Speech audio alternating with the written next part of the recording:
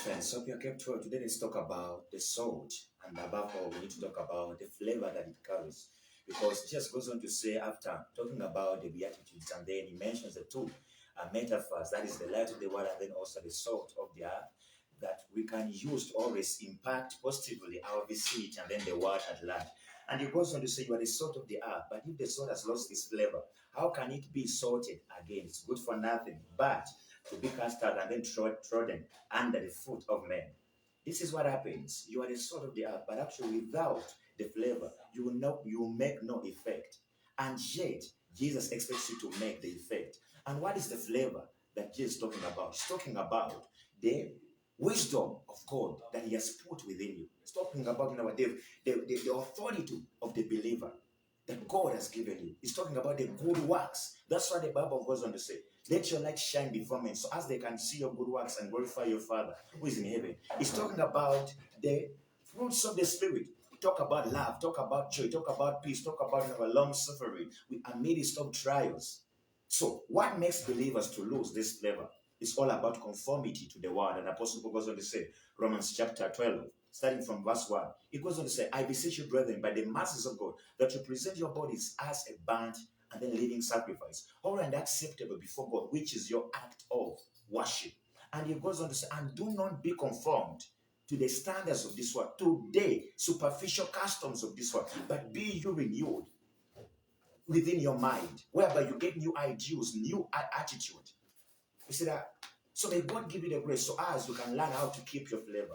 And always be mindful of the things that can cause you to always lack the flavor.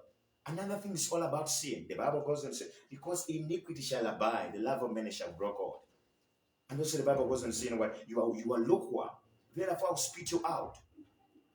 So may God give you the grace so as you can maintain that flavor, carrying the grace of God. And the Apostle Paul goes on to say again in Colossians chapter 5 and verse 6, that let your speech be always with grace, seasoned with salt, so as you can know how to answer any man that comes within your vicinity. You can be able to give an answer to the world. Today, Christianity is not giving an answer to the world. And people, they are running away from church. Why? Because when they come to expect an answer, they don't receive an answer from the church. And they go back. Society gives them answers. Instead of faculties give them answers. Professors give them answers. Philosophy gives them answers. Simply because as the church, we are remaining with the title that we are the salt, but we are lacking the content within our salt, which is the flavor. So we need the flavor of God in whatever that we do. And by that, when we enter within the vicinities of men, we shall cause an effect. When we enter within, conversations of men, when we go within the political world, when we go within the academia, we can cause an effect. But today we are so much limited within the four walls of the church, whereby we can now feel spiritual and then also confess those words. But actually, when you go outside the world, we can never make a change.